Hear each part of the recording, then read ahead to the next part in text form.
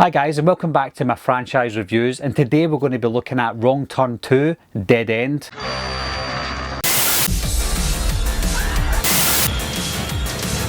Everybody's a suspect!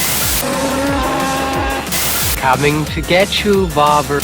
Wolfman's got Nards!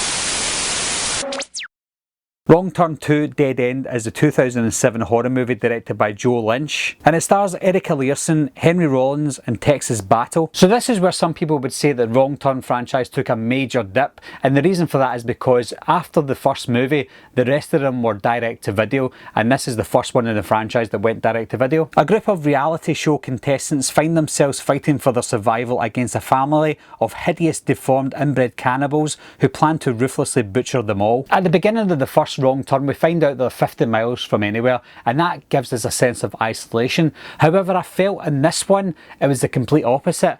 We see a drone footage of the area that we're going to, and there's a huge lake surrounding this area. That might seem like an isolated area to you, but to me it seems like they've got a way out straight away with this lake. They could easily swim to shore or go somewhere else or get a boat or whatever. It just felt like it wasn't as isolated as the first movie. We got a sense of strength from the cannibals in the first movie, and straight from the very beginning of Wrong Turn 2 we find out how strong they actually are. I don't know how much this movie cost, but it looked a lot cheaper than the first movie. Obviously the first movie went to the cinema, this was direct to video. I think that all the characters in here were very cheapened and very stereotypical, and just the overall look of the movie was very cheap. Reality TV and horror movies was quite big in the early noughties, but this movie came out in 2007, so it already felt out of date with all this reality TV that was going on. Something that really annoyed me about this one was we had a different cabin.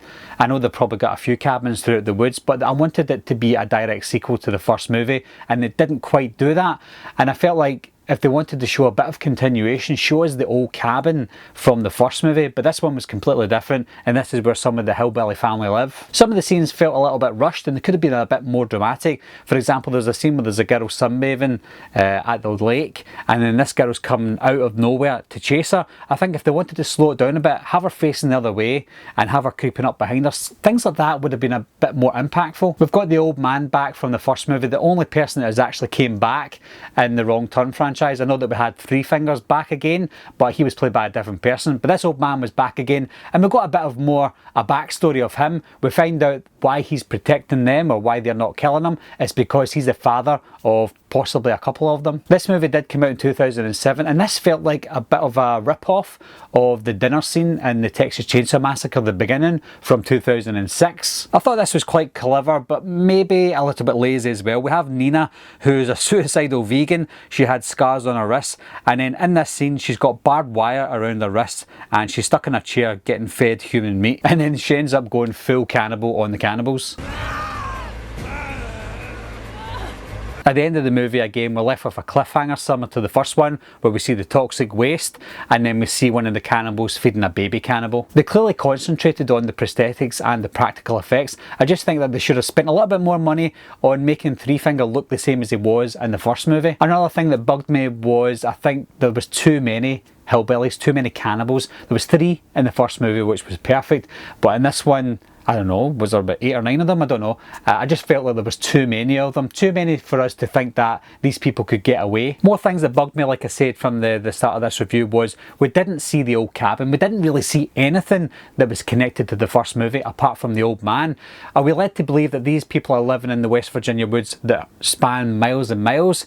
That could be the case, but then it's unlikely because we've got two returning characters, Three Finger and the old man, so they had to be within that vicinity of where the first movie was set. I just felt like the movie felt like in a completely different location, and it took me out of the movie. At the end of the day, guys, I think there was more negatives than positives, and I think one of the major negatives was it's coming off the back of a really good horror movie, and it's hard to improve on something that they did with the first one, especially when they've got a lesser budget, a lesser cast, and it's going direct to video. So what do you think of the first sequel in the Wrong Turn franchise, guys?